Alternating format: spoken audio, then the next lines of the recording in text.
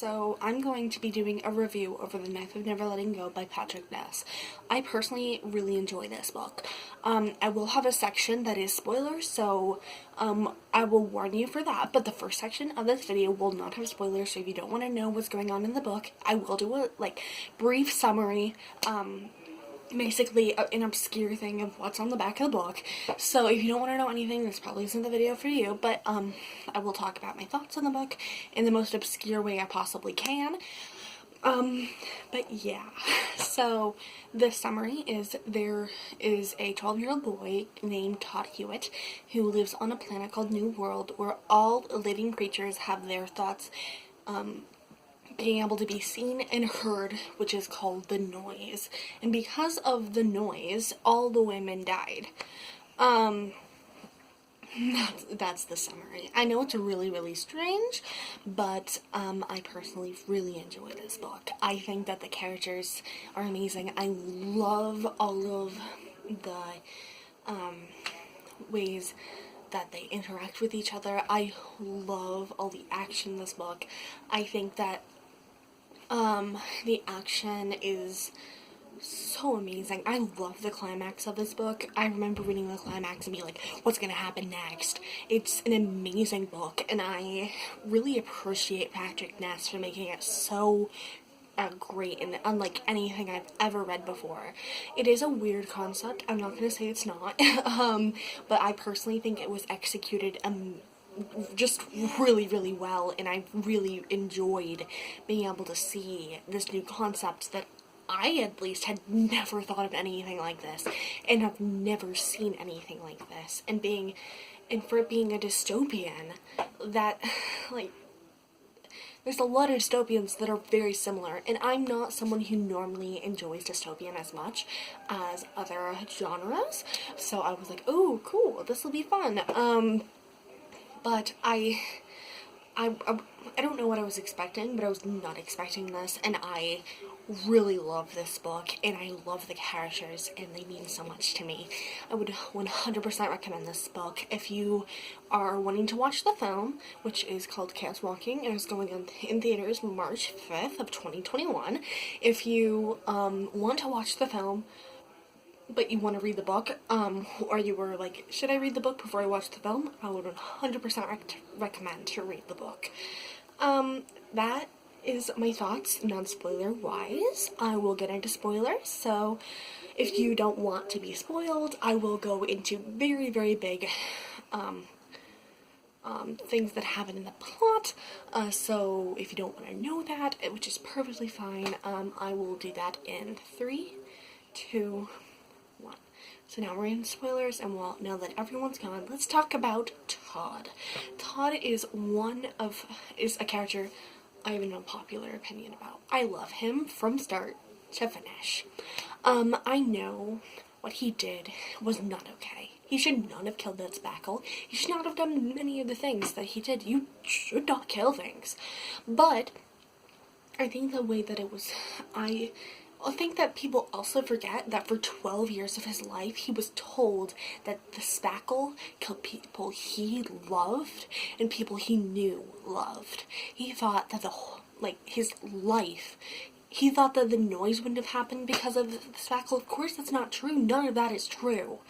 But that's what he thought for 12 years of his life, and he didn't have a clear say, oh yeah, this isn't true, yet. So he was like, what? I don't know what's going on. And for him to be told that for 12 years that's a big portion of your life, to be told lies and to just flip on a switch and be like, oh yeah, I don't believe that anymore. So I personally think that no, he should not have killed them. He should not have killed that spackle. He shouldn't have. But also, he's 12 years old, an innocent 12-year-old boy who has been told the lies of the people around him for years. And I don't think that he would have done anything else. He wants to protect Viola, and he thinks that this thing is going to kill them. Yeah, there have been many things, like people or like, yeah, Princess Town isn't the best place, and people have told him, yeah, what they told you was a lie, but he doesn't believe that yet. He doesn't know what's going on. He has no reason to believe that yet. Like, what happened in Far Branch, where they killed basically everyone, that, like, it was starting to click in his brain, and once Viola was like, you moron, it clicked, and he was like, oh my gosh, what did I just do? So, like, he was kind of dumb, but also he was told the thing for 12 years, and you're supposed to just switch your beliefs like that. I don't think that would happen.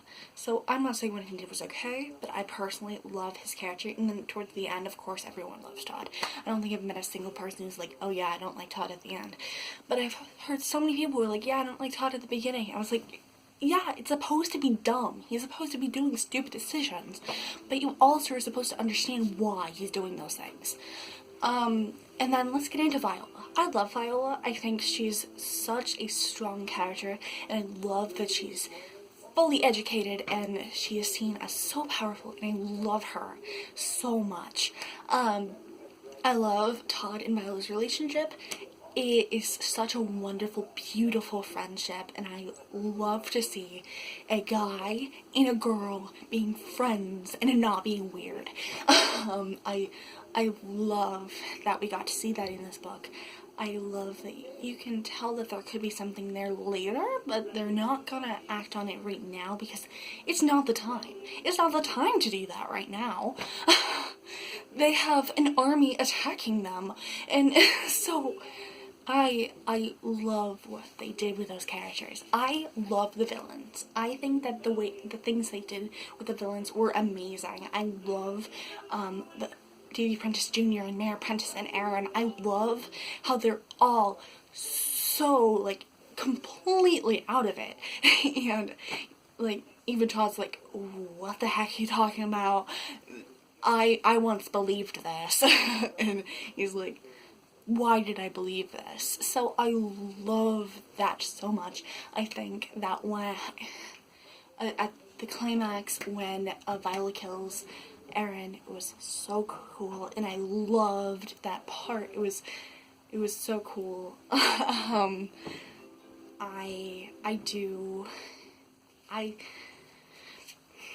We haven't talked about Manchi. May Manchi rest in peace. I love Manchi so much. I think that Manchi is an amazing character, and during the boat scene where Aaron takes Viola and Todd goes to go to take Viola back, and Viola's genuinely surprised. She's like, what are you doing?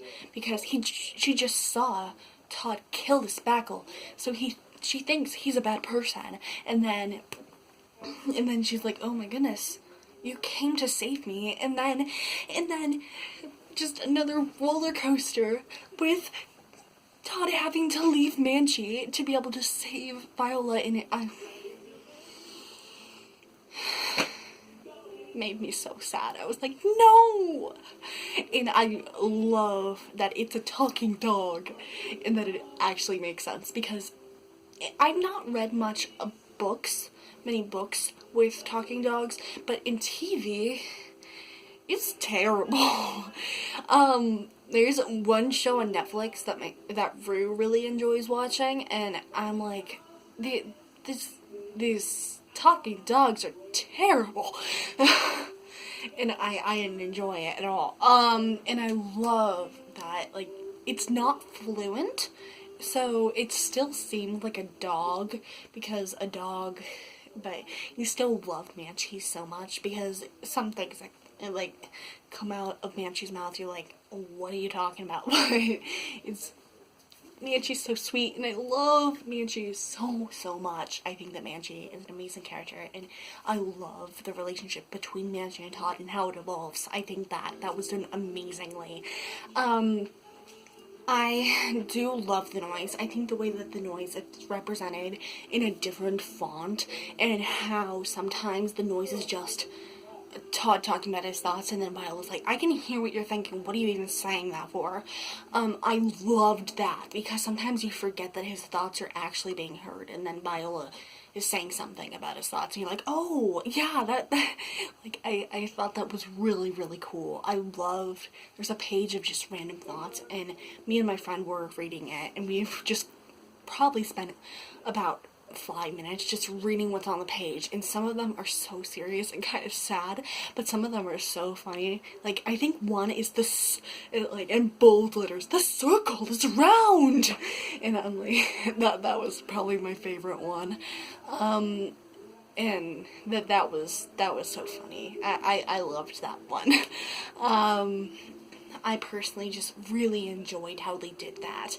I do think that the ending was not fair.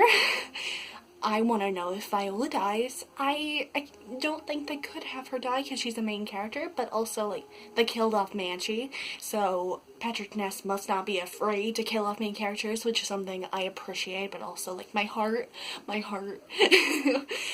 can't take that. I don't need another, thing where I end up missing my favorite characters, and then when they die, like, I don't want that to happen again, because it makes me so sad. It makes me so sad to think about it. So, like, Haven actually, from what it sounds like, actually just being their apprentice the whole entire time, that was such a cool reveal, and I was like, oh my gosh, and what's going on with the noise? Did they find a cure? What's going on with that? I am so excited to read the second book, and I cannot wait for the library to call me and be like, hey, we have the second book for you, so I can read through it, because I have so many questions, and I'm so excited. I really hope that the second book is good as the first one. I've heard that the second book is the best one from a couple people on YouTube, so I'm like, okay, I'm ready for this. So I really, really hope that the second book's amazing. I love Todd, Viola, Manchi, Aaron, Mayor Prentice, Davy Prentice Jr., Ben, Killian. I love all the characters.